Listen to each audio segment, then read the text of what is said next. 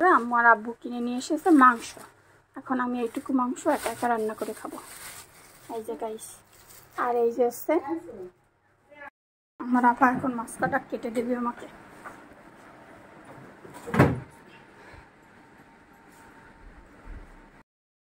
বাজার থেকে কাঁচামরিচ কিনে নিয়ে এসেছি। এই বৃষ্টির দিনে একটাই সমস্যা কি জানেন গাইস, এই যে কাঁচামরিচ আনলে এইগুলো এই যে পয়সা যায়, দেখছেন এইগুলা পয়সা গেছে, দেখছেন? তো এইগুলো কাঁচামরিচ আবার নতুন করে আনছে। এখন আজকে রান্নাঘরে চলে আসি, আমি রান্না বান্না করবো, সেজন্য তো রান্না যে কি করবো সেটাই হলো কথা। একটা ভালো পলিথিন আম্মু আবার এই যে মাছগুলোরে আসতে সব প্যাকেট করে রাখতেছে, প্রতিদিনের আলাদা আলাদা করে রান্না করবো। এই যে গরুর মাংস, এখানে আছে এটা আদা বাটা, এটা রসুন বাটা, তার মানে আমার অল্প একটু পেঁয়াজ কাটলেই হয়ে যাবে। এই যে আমি আজকে এখান থেকে মরিচ টুকাই টুকাই রাখতেছি, বুঝছেন গাইস? জীবনে অল্প একটু সঞ্চয় করলেই না আপনার মনে করেন যে অনেক দূর যাওয়া যায়। এই জিনিসটা আগে বুঝতাম না, এখন বুঝি। যেটা রান্ধতেছি, তুমি দাও আমারে কই দাও কোনভাবে রাঁধতে হবে। এই কটা দেখছেন ভালোই আছে। আম্মুকে আম্মুর এই মাছটা রাঁধতে দিতে, তাহলে আমি এটা আম্মুরে রান্না করে দেবো। কীভাবে রান্না করবো আম্মু? ঝাল। এই যে এটা হলো চাল কুমড়ো, তো চাল কুমড়োটারে আমি কেটে নিলাম। চাল কুমড়ো আছে ভাইজে দিতে হবে, আম্মু কইছে। এটা মাগো এটার মধ্যে না কাটা আছে জানেন, এই যে ছোটো ছোটো। সেটাই আমি করতাম, কারণ হচ্ছে আমি একমাত্র মানুষ জানি না চাল কুমড়ো যদি কেউ শাক শাক করে না কাটে তাইলে আমি সেই চাল কুমড়ো ভাজা খাই না, আমার ভালো লাগে না খাইতে। লাউ কুচু কুচু করে ভাজি করলে মজা লাগে, কিন্তু আমার এটা আবার এরকম মজা লাগে।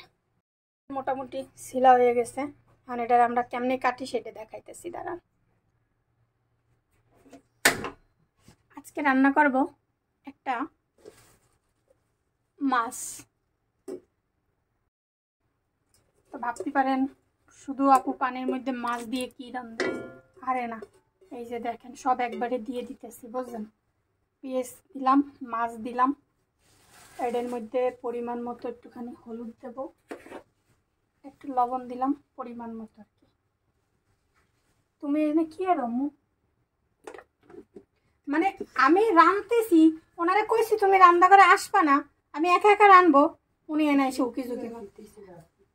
উনি উকি ঝুঁকি মারতেছে, দেখি একটু বেশি হয়ে যেতে পারে, একটু কমাই দিই, তাই না? কম দিয়ে রাখি, নাইলে আবার বেশি হয়ে গেলে খাওয়াই যাবে না।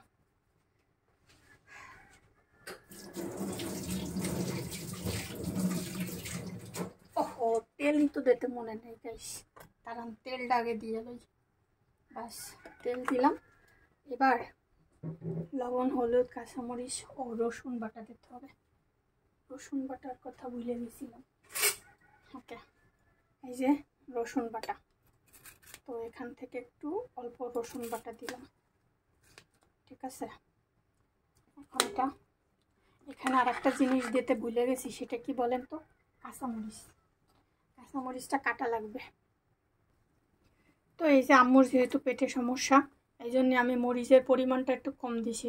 আম্মু অবশ্য খাইয়ে কবে মজা হয় নাই, আর আমি জানি, আমার জানা কথা, তারপরেও অল্প দিলাম, যেহেতু পেটে মেটে ব্যথা করতে পারে, তাই এখন একটু জাল উঠুক, তারপরে তত সময় আমরা অপেক্ষা করি। এবার কিছু আস্ত জিরে দিয়ে দেবো, ঠিক আছে গাইস? এখানে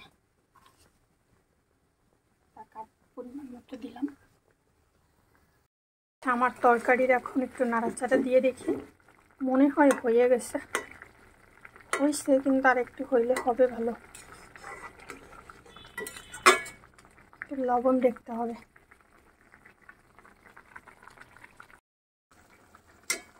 আজকে চোখগুলো একদম লাল লাল হয়ে আছে, চোখে চোখ ডলা দিতে দিতে। দেখি কেমন হয়েছে।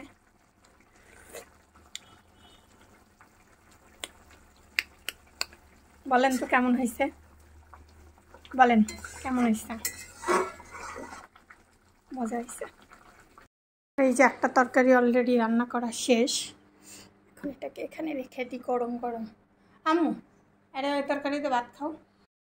চাল কুমড়োগুলোকে এবার ভাজা ভাজা করে ফেলতে হবে। এই যে অলরেডি কিছু ভাজা করে ফেলেছি, আর কিছুটা এখনও বাকি আছে। এগুলো এভাবে ভেজে ভেজে তারপরে কি করি দেখেন, আমি চাল কুমড়ো এইভাবে ভাজলে খেতে অনেক মজা লাগে। তো আমি একটুখানি এই যে রসুন বাটা নিতেছি, আর একটুখানি এটাকে আমি সুন্দর করে একটু ভাজা ভাজা করে নেব।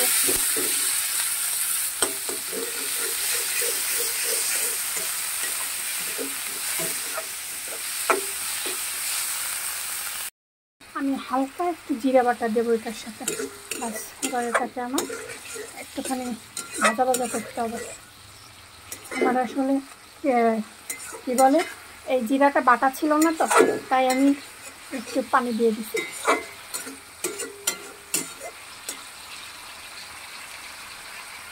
এবার আমার এই যে এগুলোকে ঢেলে দিলাম, বাস। একটুখানি পানি, মানে এখন একটু পানিটা জাস্ট টানবে। এটা হবে কি, একটু রস রস থাকবে, মানে ভাতের সাথে খেতে অনেক টেস্ট লাগবে।